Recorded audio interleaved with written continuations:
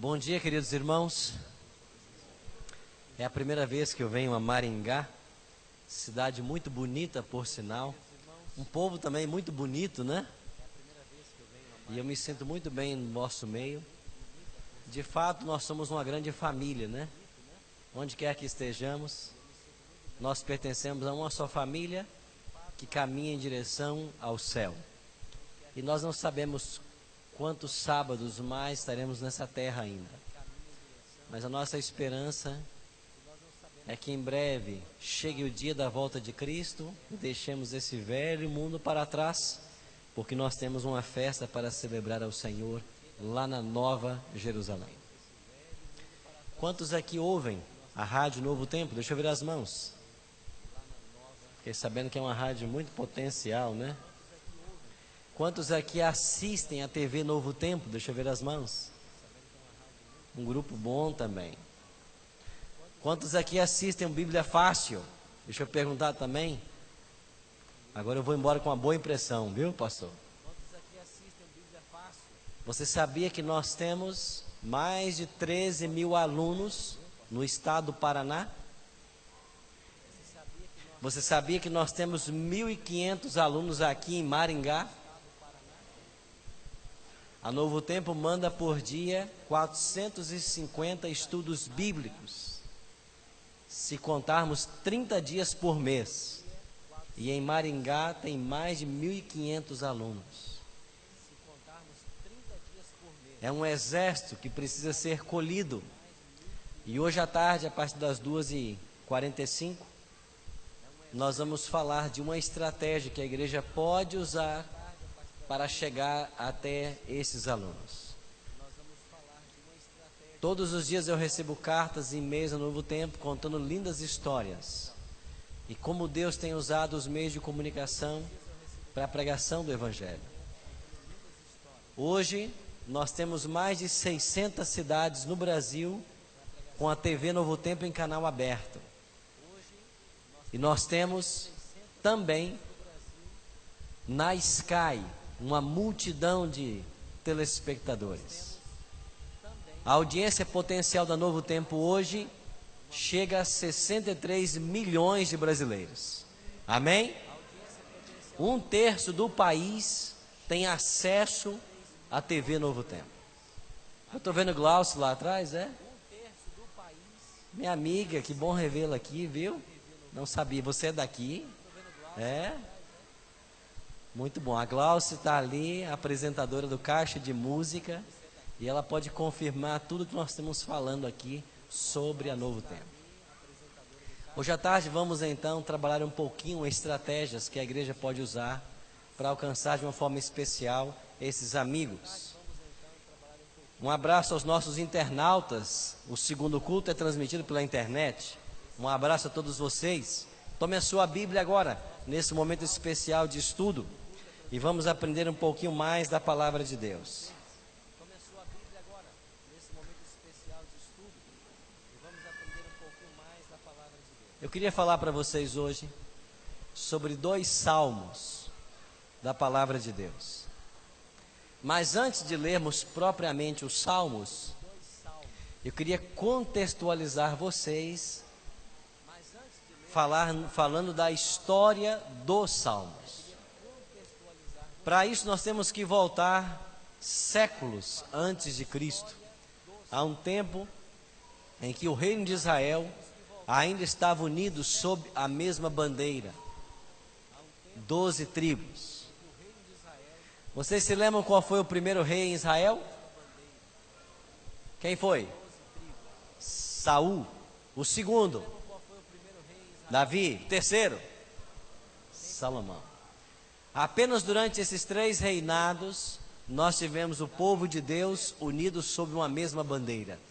Porque quando Salomão morre, nós temos a divisão das tribos. 10 tribos vão para o norte, fincam sua capital em Samaria. 2 tribos ficam ao sul, capital em Jerusalém. Reino do norte, reino do sul. Acontece que essas 10 tribos que foram para o norte, por causa do pecado da idolatria, elas foram levadas para cativeiro, cativeiro assírio.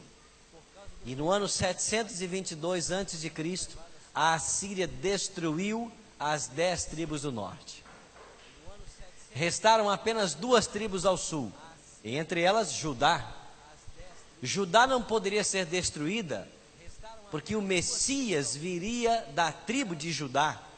Daí uma expressão que você conhece bem, o leão da tribo de Judá. Mas essas 2 tribos ao sul também seriam levadas para cativeiro pelo mesmo pecado, a idolatria. Só que antes que tudo isso acontecesse, Deus usou o ministério profético para preparar o seu povo, preparar a igreja, para que eles estivessem prontos para os momentos turbulentos que viriam. E o profeta Jeremias, no capítulo 25, eu quero convidar você a abrir a sua Bíblia. É esse profeta que vai começar a preparar o povo para a prova do cativeiro. Jeremias capítulo 25, dê uma olhada para o versículo 11 e versículo 12. Jeremias 25, 11 e 12, diz assim o profeta: toda esta terra virá a ser um deserto e um espanto, e estas nações servirão ao rei, que rei? Da Babilônia, quanto tempo? 70 anos, verso 12, acontecerá porém, que quando se cumprirem os 70 anos, castigarei a iniquidade do rei da Babilônia, e a desta nação, diz o Senhor, como também a da terra dos caldeus. Farei deles o quê? Ruínas perpétuas. Jeremias disse: vocês irão para cativeiro. Quem vai escravizá-los será o rei de Babilônia. Vocês ficarão lá 70 anos, mas depois de 70 anos eu vou libertar vocês. Volte algumas páginas da sua Bíblia para Isaías 45. Aqui é o capítulo onde aparece o nome do libertador. Isaías 45, versículo 1. Assim diz o Senhor ao seu ungido. Quem seria ungido? Ciro, a quem tomo pela mão direita para abater as nações ante a sua face, para descingir os lombos dos reis e para abrir diante dele as portas que não se fecharão. Guarde essa informação. Ciro será o libertador, eu irei adiante dele, eu abrirei as portas que não se fecharão. Qual seria a estratégia militar que Ciro usaria? O profeta até esse detalhe ele anteviu. Isaías 44, 27 e 28. Isaías 44, 27 e 28. Que digo à profundeza das águas, seca-te, e eu secarei o quê? Os teus rios. Verso 28, que digo de Ciro, ele é o meu pastor, e cumprirá tudo o que me apraz. Que digo também de Jerusalém, será edificada, e do templo será fundada. Através do ministério profético, Deus deu todas as orientações que o povo de Israel precisava.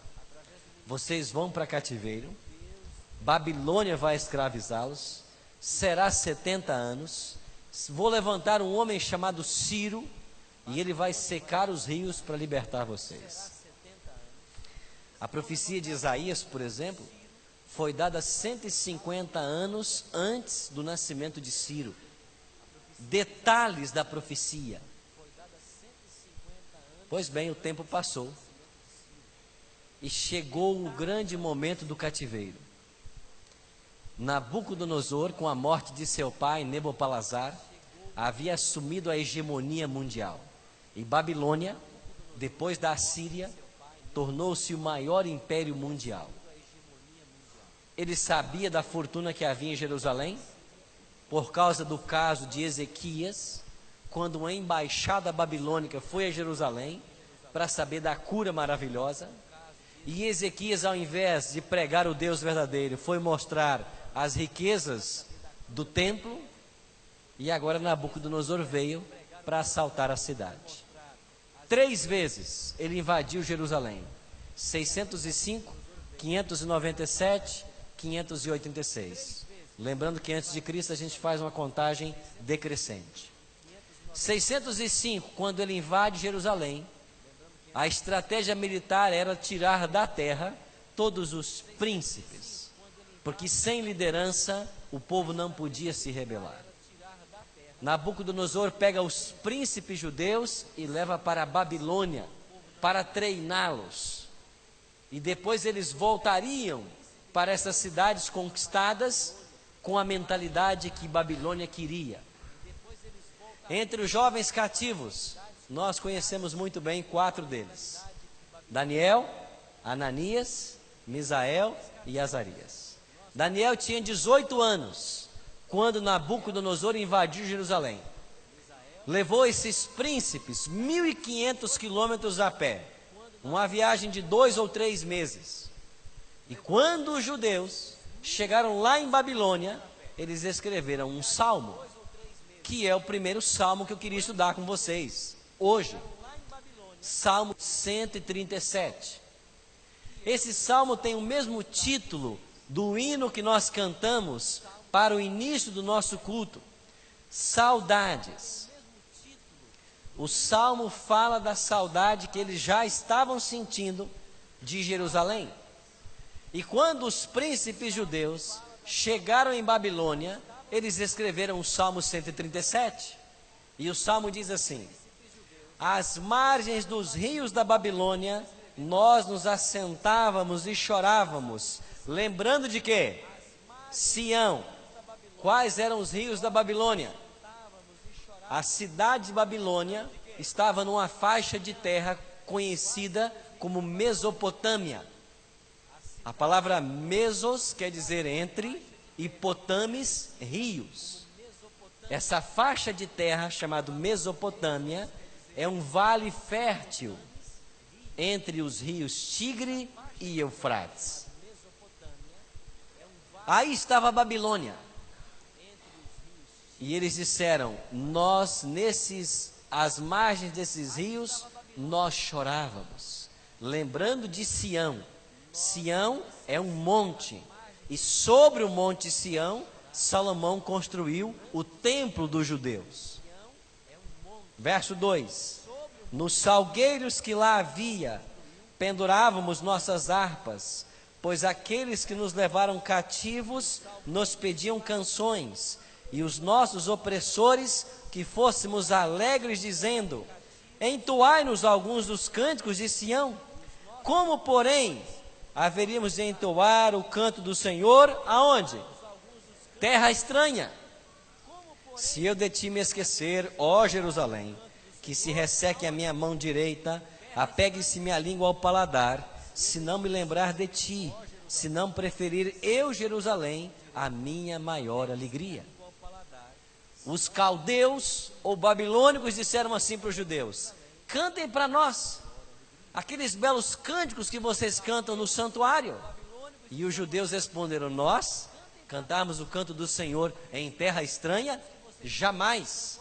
Fique sabendo que nós só ficaremos aqui 70 anos, porque quando se passarem os 70 anos, Deus vai levantar um homem chamado Ciro. Nós não sabemos quem ele é, mas Deus vai levantar esse homem, e ele vai fazer secar os rios, e ele vai nos libertar das mãos de vocês. Feliz aquele que nos libertar de vossas mãos. Feliz aquele que pegar os filhos de vocês e esmagar a cabeça deles contra as pedras. Em casa, leia esse salmo com bastante atenção. O tempo começou a contar. 70 anos. Aquele garoto que fora para o cativeiro com 18 anos, estava com aproximadamente 87 anos de idade. E Daniel, lendo os rolos do profeta Jeremias, o mesmo capítulo 25 que nós lemos hoje, Daniel chegou à conclusão de que os 70 anos estavam se cumprindo. E Daniel começou a orar para que Deus cumprisse sua promessa. O que aconteceu? Ciro era sobrinho de Dario. Um liderava o Império Medo, o outro os persas. E eles se uniram, uma fusão, e aí surge o Império Medo-Persa. Ciro começou a cavar uma grande vala paralelo ao rio Eufrates. E no dia marcado, ele desviou o curso do rio Eufrates para esta grande vala e entrou marchando com os seus soldados pelo leito do rio. Os portões que davam acesso à cidade, que deveriam estar trancafiados, estavam todos abertos. Lembra-se de Isaías, quando Deus disse: eu irei adiante deles e abrirei as portas, que não se fecharão? Nessa noite em que Ciro fez isso, 13 de outubro de 539, o neto de Nabucodonosor, Belsazar, estava dando uma festa para 1000 convidados.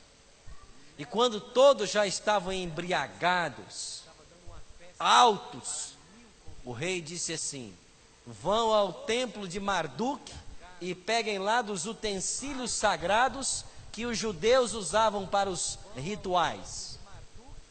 Trouxeram os vasos sagrados. Aí não estava a Arca da Aliança, porque quando o templo foi destruído na terceira invasão, em 586, judeus piedosos pegaram a Arca da Aliança e esconderam numa caverna próxima a Jerusalém. Mas os vasos foram roubados e agora o rei e os seus convivas começam a beber vinho nos vasos sagrados. Foi a gota na paciência divina. Uma mão misteriosa apareceu na parede do palácio e escreveu: Mene, Mene, Tekel, Farzim. Ninguém entendeu nada, ninguém entendia a escritura. O rei estava temeroso, desesperado. A rainha mãe disse assim: há alguém no reino que interpreta sonhos e visões. Ele vai saber como solucionar esse mistério. Foram buscar quem? Daniel. Entra aquele homem, uns 87 anos de idade, lê a frase na parede e diz assim para o rei: você foi pesado na balança e achado em falta. O teu reino será dividido e dado aos medos e os persas. Quando Daniel termina de interpretar a escritura na parede, Ciro já está dentro de Babilônia. E foi assim, sem derramar uma gota de sangue, ou sem quebrar uma lajota, um tijolo, é que caiu a grande Babilônia. Faltava uma coisa agora: Ciro, novo monarca, assinar um decreto autorizando o povo judeu a voltar para Jerusalém. Mas se os judeus voltassem para Jerusalém, segundo a profecia, a cidade seria reconstruída e também o templo. Se o templo fosse reconstruído, o sacrifício voltaria. E se o sacrifício voltasse, quem é que iria aparecer no tempo aprazado? O Messias, para quem eles apontavam. E era isso que o diabo não queria. Sabe o que fez o diabo? Como estudante das profecias, ele foi para a corte e começou a trabalhar na mente de Ciro: não deixe esse povo sair de Babilônia. Ali começou um grande conflito. E Daniel se pôs a orar, e segundo o capítulo 9 do seu livro, ele orou e jejuou 3 semanas, 21 dias. E quando Daniel se pôs a orar, o céu enviou o anjo mais poderoso que ele tem. Como se chama esse anjo? Gabriel. Quem é esse anjo? É o anjo que ocupa a posição que um dia pertenceu a Lúcifer. Ele só vem à terra em momentos especiais. Lembra do anjo que veio anunciar para a virgem da sua gravidez? Gabriel. Lembra do anjo que foi dar a notícia aos pastores? Gabriel. Lembra do anjo que veio remover a pedra no domingo em que Jesus ressuscitou e chamá-lo para fora? Gabriel. E esse anjo veio para a corte medo-persa influenciar Ciro a assinar o decreto. 2 anjos brigaram por 3 semanas, 2 criaturas, e a briga estava empatada. Depois de 3 semanas, diz Daniel, o céu enviou Miguel. E quem é Miguel, irmãos? O próprio Cristo. Cristo desceu dos céus e veio à corte medo-persa. E quando ele lá chegou, o diabo foi expulso. E Ciro assinou o decreto. E o povo de Deus agora podia sair de Babilônia e voltar para Jerusalém. Você deve imaginar, fizeram uma grande festa. Vamos voltar para nossa pátria. Vamos reconstruir a cidade, o templo. Vamos voltar o sacrifício. Nada disso. A maioria esmagadora dos judeus não quis voltar. Por que não quiseram? Porque os judeus em Babilônia prosperaram. Nesses 70 anos que os judeus ficaram em Babilônia, eles prosperaram. Os judeus em Babilônia abriram casas de comércio, os precursores dos bancos modernos. Os babilônicos eram um povo altamente qualificado, foram os primeiros a trabalhar ladrilhos esmaltados. Eles possuíam 753 santuários em Babilônia, 53 templos. As maiores universidades do mundo estavam em Babilônia, estudando línguas, astronomia, também astrologia. Os judeus disseram assim: nós saímos de Babilônia e voltamos para aquela cidade em ruínas. Aqui no Paraná, quando você quer falar mal de uma cidade, que cidade você usa como modelo? Voltar para onde? Eu vou falar uma cidade lá de Aimorés, lá de Minas Gerais, então. Voltar para Aimorés. Eu nasci... Tem muito mineiro aqui? Quantos mineiros temos aqui? Oh, não estou sozinho aqui, não. Aimorés, conhece? Eu nasci lá, né? Cidade de primeira. Você passa uma segunda, o carro terminou a cidade. Voltar para aquela cidade em ruínas e deixar a Babilônia? Não. Mas cerca de 2.000 famílias voltaram. E esses que voltaram também escreveram um salmo, que funciona como contraponto do Salmo 137, que é o Salmo 126.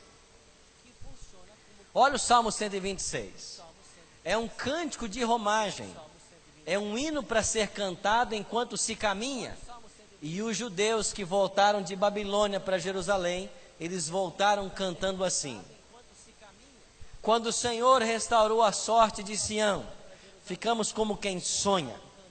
Então a nossa boca se encheu de riso, a nossa língua de júbilo.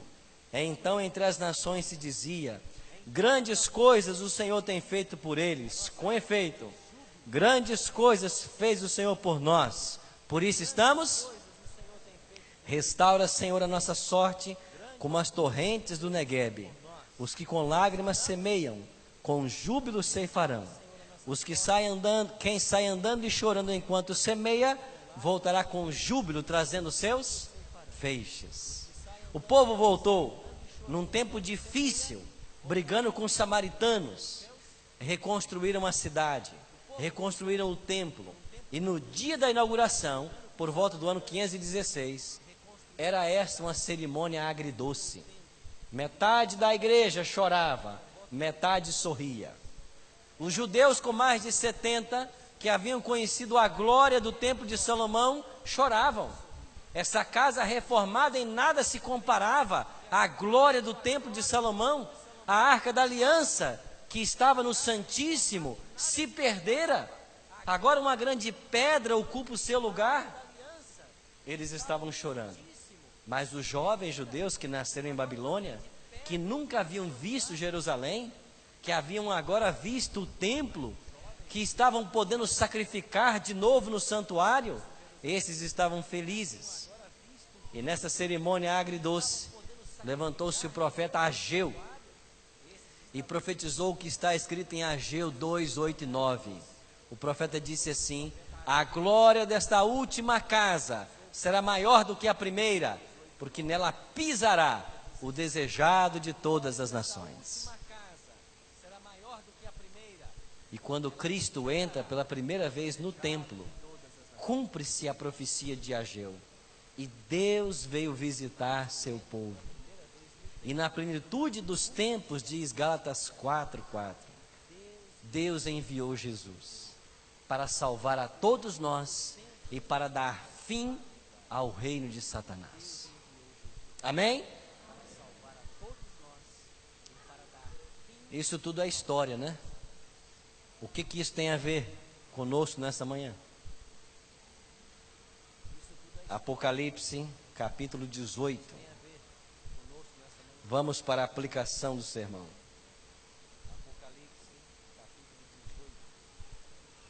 O tema do capítulo 18 de Apocalipse é a queda de Babilônia. No versículo 4 diz assim: ouvi outra voz do céu dizendo: retirai-vos dela, povo meu, para não serdes cúmplices em seus pecados, e para não participardes dos seus flagelos. Retirai-vos dela, povo meu. Deus tem um povo em Babilônia, e antes que Cristo volte, esse povo é convidado a sair de Babilônia. Se João está escrevendo no final do primeiro século, ele não está falando de uma Babilônia física, porque esta caíra no 6º século antes de Cristo. João está falando no Apocalipse de uma Babilônia mística ou espiritual. E esta Babilônia mística ou espiritual existe hoje. E nós entendemos ser esta Babilônia a confusão religiosa que se assentou em nossos dias. Quando mais de 35 mil religiões cristãs no mundo estão pregando a Bíblia, mas cada um de um jeito diferente. Aí está a Babilônia. O diabo mudou de estratégia. Se no passado ele matava quem pregava a verdade, esse foi o caso dos discípulos, dos mártires do primeiro século, dos heróis da Idade Média. O problema é que quanto mais santo ele matava, mais mártir ele fazia, maiores eram as conversões. Como o Tertuliano concluiu no 2º século, o sangue dos mártires é semente. Então o diabo mudou de estratégia. Ele se infiltrou dentro da religião cristã e ele começou a torcer a pregação. E a escritora Ellen G. White diz que quando a igreja estava no Coliseu, nas montanhas, errante e peregrina, ela prosperou.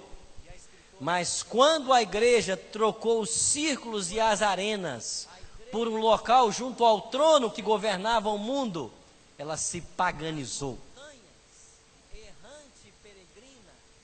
E hoje nós temos igrejas em qualquer canto desse Brasil.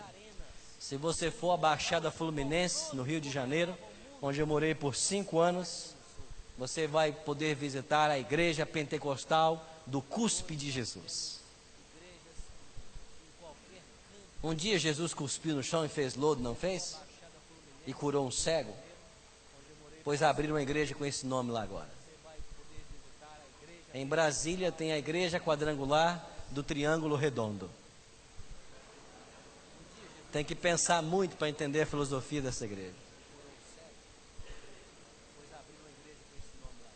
Em Itaboraí, no Rio de Janeiro, Igreja de Jesus, Cara de Leão. Talvez por causa do leão na tribo de Judá.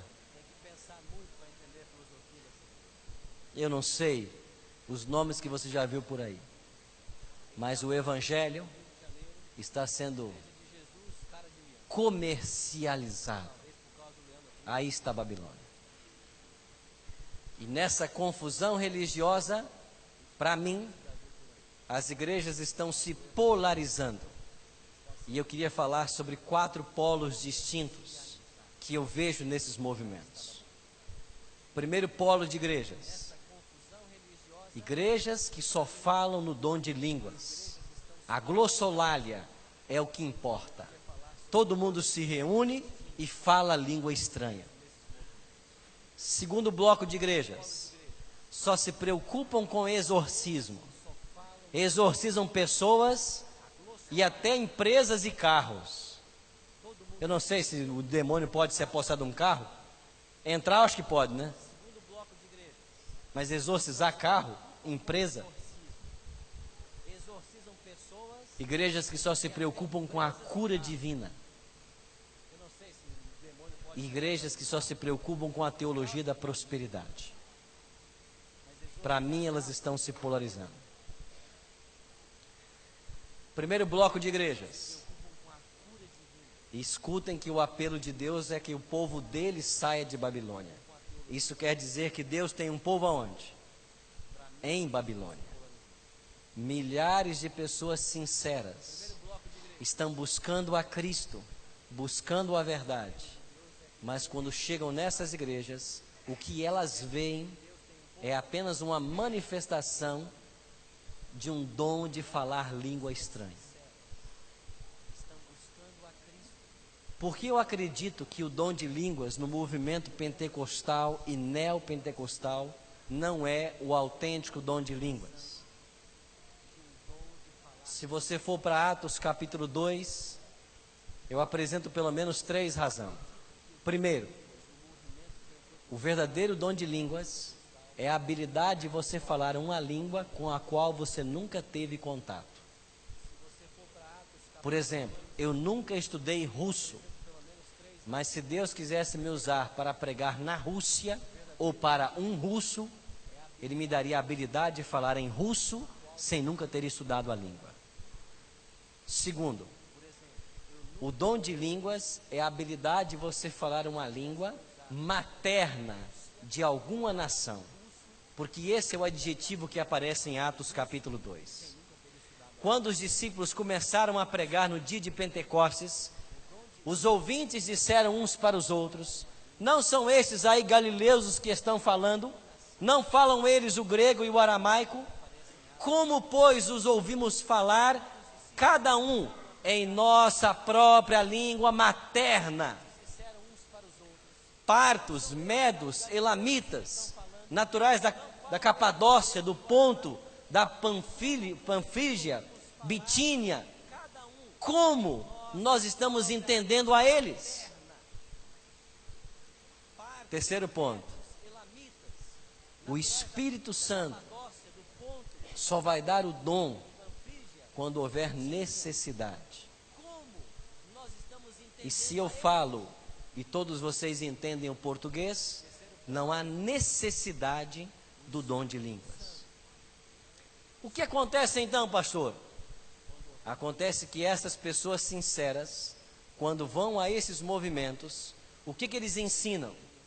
Se você não fala língua estranha, é porque você não é batizado com o Espírito Santo. E se você não é batizado, você é um cristão de segunda categoria. Só quem é batizado é cristão genuíno. E essas pessoas sinceras, elas estão no meio de um culto tremendamente barulhento. Todos estão falando. E daqui a pouco, por um efeito psicológico, elas começam harabarachura, shurabarahara. E o pastor diz assim: foi batizado. E a partir daí, nunca mais param de falar. Eu e Edinaldo fizemos teologia juntos na Bahia por 4 anos. E havia em nossa classe um outro colega chamado Giovanni, que é pastor no Nordeste hoje. Ele foi membro 8 anos de um movimento que falava línguas. E em uma classe nossa, chamada Movimentos Contemporâneos, nós perguntamos para ele o que acontecia. E ele disse que por 8 anos falou línguas, mas nunca soube o que disse. Mas descreveu exatamente isso. todo mundo começa a falar e você fala junto. Ninguém entende nada.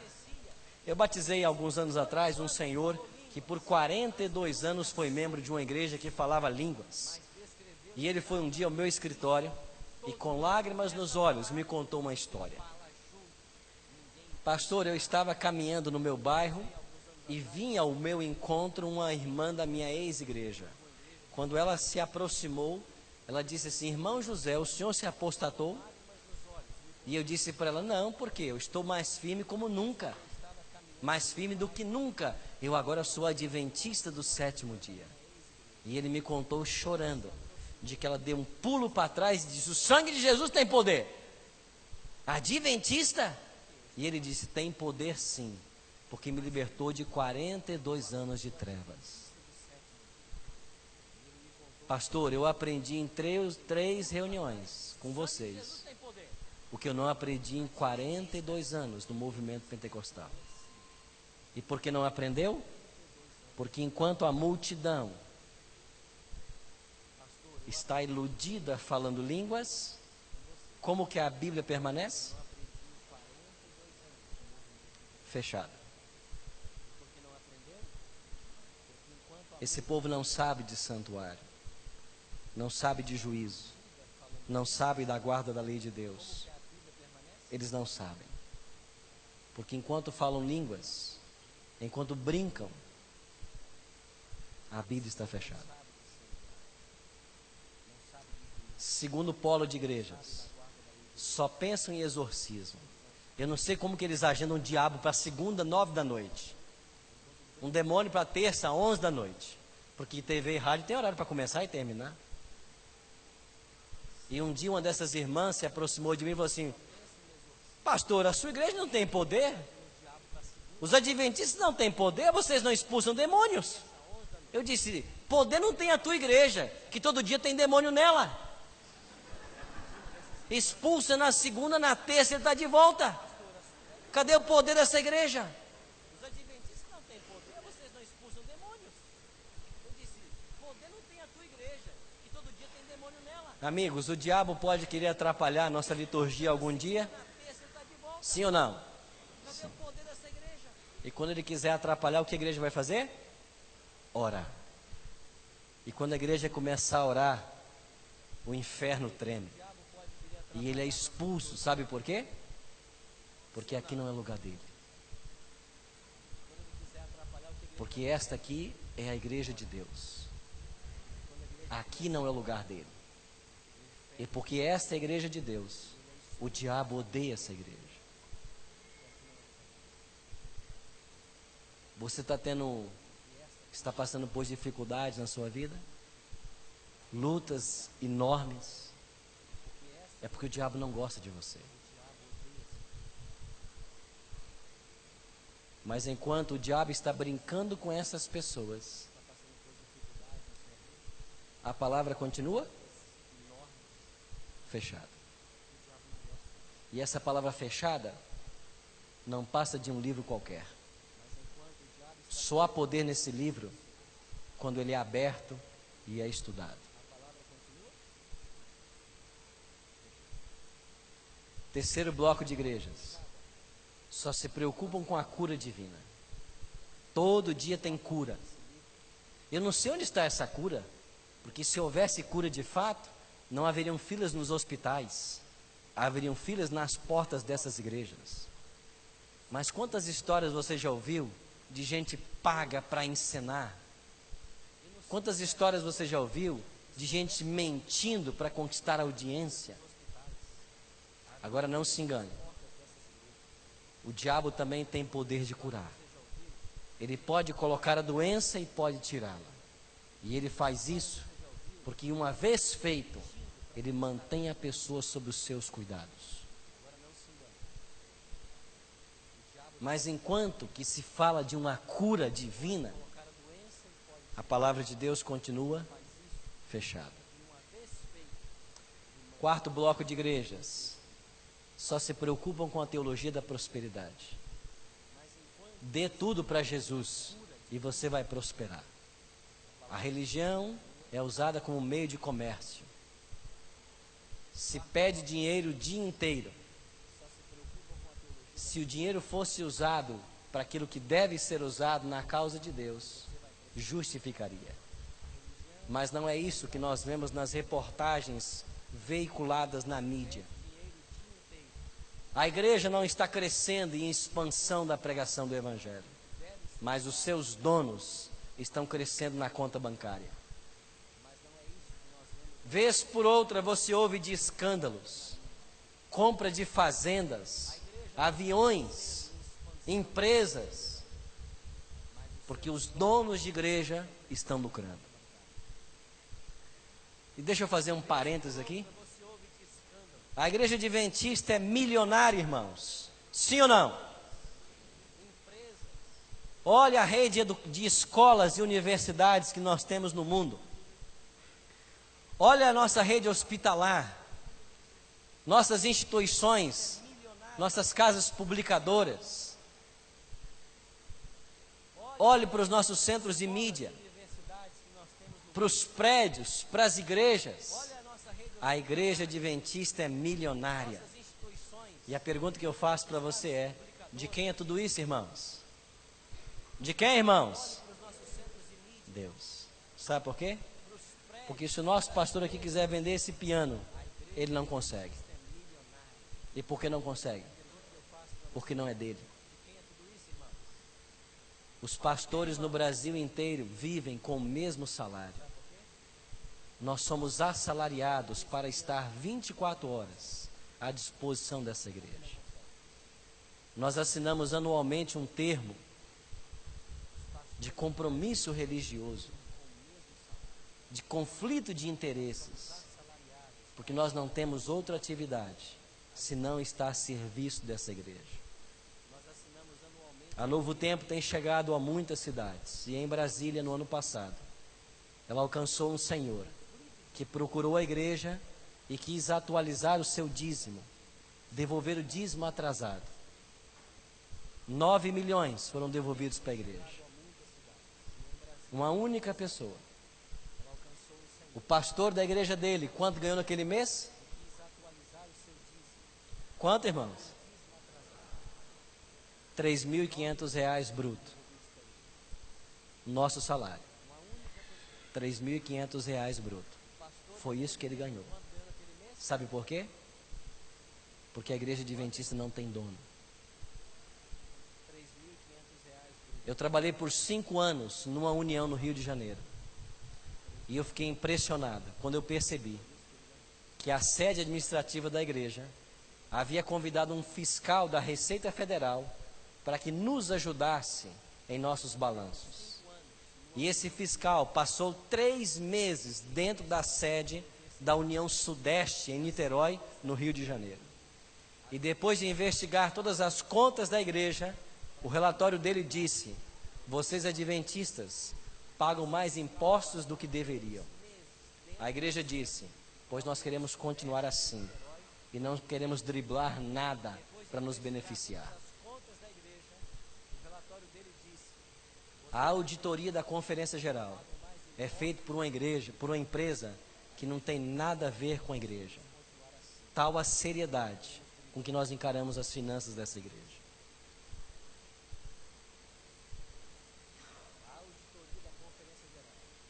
Mas você entende aonde está a Babilônia? E Deus está fazendo um apelo para que o seu povo saia de Babilônia. Meu último texto, Apocalipse capítulo 16. Olhe para o versículo 12. Apocalipse 16, verso 12. Aqui há uma descrição da 6ª praga. E o verso 12 diz assim: derramou o 6º a sua taça sobre o grande rio Eufrates, cujas águas o quê? Secaram, para que se preparasse o caminho dos reis que vem do lado do nascente do sol. Vocês estão entendendo que a 6ª praga fala do secamento do rio Eufrates? E o secamento do rio Eufrates significa o tirar de Babilônia o seu poderio, o seu sustentáculo. Isso quer dizer que Ciro é um tipo de Cristo. E o secamento do rio Eufrates no 6º século antes de Cristo é um tipo da sexta praga, que agora simboliza o preparo das condições políticas e sociais para a vinda dos reis do Oriente. E os reis do Oriente, Cristo e seus anjos. A história, meus amigos, vai se repetir. O rio Eufrates vai se secar. Babilônia vai cair. Ciro é um tipo de Cristo. Mas sabe qual é uma outra verdade que esta analogia nos ensina? Na hora que Cristo voltar para levar o seu povo de Babilônia para Nova Jerusalém, muitos não quererão ir. E por que não quererão ir? Porque prosperaram em Babilônia. Porque criaram laços, raízes com Babilônia. E assim como os judeus do 6º século, eles não vão deixar Babilônia. Eu não conheço vocês, mas a pergunta para você no final do culto de hoje é: você tem algum laço com Babilônia? Há alguma coisa que prende você a esse mundo, que está comprometendo a sua salvação? Será que é um dízimo que eu parei de devolver? Será que eu não estou sendo mais fiel nas minhas ofertas? Será que as horas do sábado são atropeladas com trabalhos e estudos? Será que quando eu estou sozinho eu coloco no meu prato coisas que a igreja não recomenda, que a Bíblia não recomenda? Será que eu estou usando algum tipo de bebida que a igreja orienta não tomar, que a Bíblia não recomenda? Será que eu estou na internet conversando com uma mulher, conversas íntimas e não é a minha esposa? Um homem que não é o meu esposo?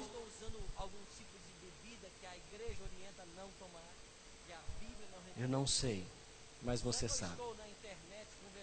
E o apelo nessa manhã é: se você tem um laço com Babilônia, agora é a hora de deixar. Porque esse Cristo que está voltando, Ele tem o poder de fazer qualquer milagre que você precisa. Alguém nessa tarde agora, que gostaria de deixar aos pés de Cristo o seu problema e suplicar do céu uma solução para algo que você tem lutado há muito tempo e não tem conseguido vencer? Quanto tempo Deus precisa para fazer um milagre em nossa vida?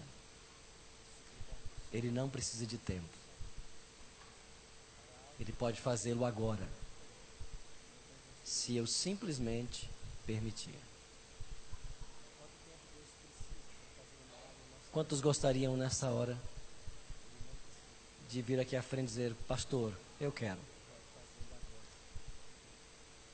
que Deus me ajude, porque eu tenho um laço que eu preciso deixar com Babilônia, e se não for por um milagre, isso não vai acontecer. Eu quero convidar você a vir aqui à frente. Se o Espírito Santo chamar você, venha. Quer deixar aos pés de Cristo sua luta hoje e dizer: Senhor, se não for um milagre da tua graça, eu nunca chegarei ao céu. Está você lutando com o pecado há anos e anos. Sabe quanto tempo Deus precisa para fazer um milagre na sua vida? Ele não precisa de tempo. Ele pode fazer num piscar de olhos.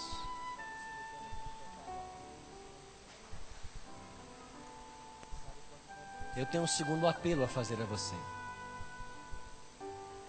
Há alguém conosco agora que não é membro batizado dessa igreja, mas que queria nessa hora tomar a sua decisão pelo batismo e se unir à igreja verdadeira.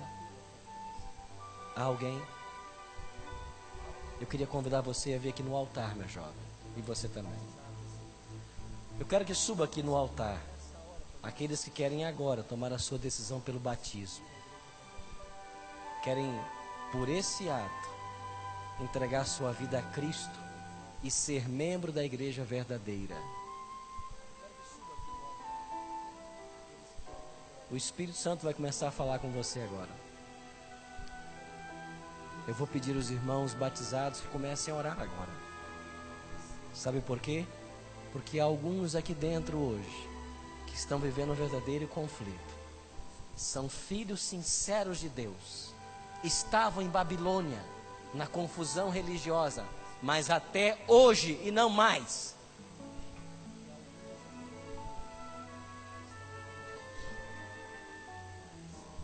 E você está ouvindo a voz do Supremo Pastor te convidando.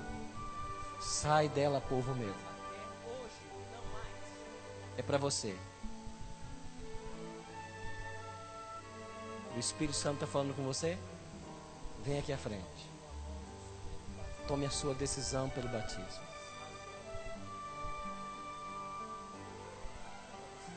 Quem gostaria de vir? Pode subir aqui a plataforma. Quer se unir à igreja que guarda os mandamentos de Deus? É essa igreja. Quer se unir à igreja que mais se aproxima da Bíblia? É essa igreja. Ela não está cheia de santos, ela está cheia de pecadores. Mas essa é a igreja que aponta o caminho para o céu. Aqui a palavra é aberta em todos os cultos e Cristo é exaltado. Por que você não toma a sua decisão agora? Quem mais quer vir? E dizer, pastor, eu quero me preparar para ser batizado na igreja. Eu quero tomar agora a minha decisão. Tem outras pessoas aí ainda que precisam tomar essa decisão hoje. Não fica aí sofrendo. Abra o coração a Cristo. Ele vai te ajudar. Mas você tem que dar o primeiro passo. Ele não pode te forçar para o céu. Você tem que dar o primeiro passo. Antes que eu ore, quem mais queria vir? E dizer, pastor, eu quero tomar minha decisão agora. Eu quero ser batizado também. Eu quero me preparar para isso.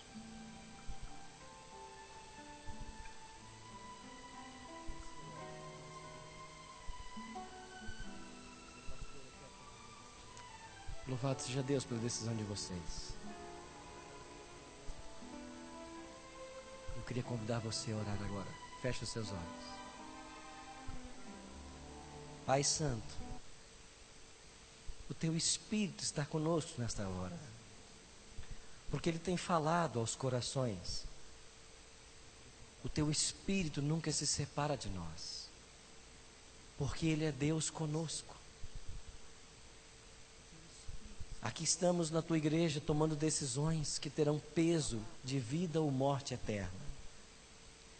E nós louvamos o Teu nome, porque muitos dos Teus filhos ficarão de pé nesta hora. E estão pedindo do céu agora um milagre. Para que os laços que eles têm com Babilônia, que nós temos com Babilônia, sejam rompidos para a honra e glória do Teu santo nome. Aqui no Teu altar estão pessoas que tomaram a decisão por Cristo nessa hora. A nossa oração por eles é uma oração especial. Coloque ao lado de cada um deles anjos magníficos em poder, para guardá-los e protegê-los deste momento, até o dia do seu batismo e até o dia da volta de Cristo. Permita que eles tenham em breve essa oportunidade e que os nomes deles possam ser escritos no livro da vida lá nos céus. Obrigado, Pai, porque a Tua palavra nos liberta da ignorância, das trevas e do erro. Dá-nos o Teu Espírito para vivê-la. Atua em nosso coração cotidianamente e não nos deixe perecer nesse mundo de pecado, mas leva-nos para o Teu reino de glória. Que a Tua bênção repouse sobre todos nós nessa hora. E que o Teu bom e Santo Espírito nos traga hoje à tarde, também às 2h30, para descobrirmos o que fazer para nos envolver num grande exército que haverá de concluir a tua obra nessa cidade. Dá-nos a tua bênção agora. Despeça-nos com a tua paz e com o perdão dos nossos pecados. Em nome e por amor de Cristo te oramos. Amém.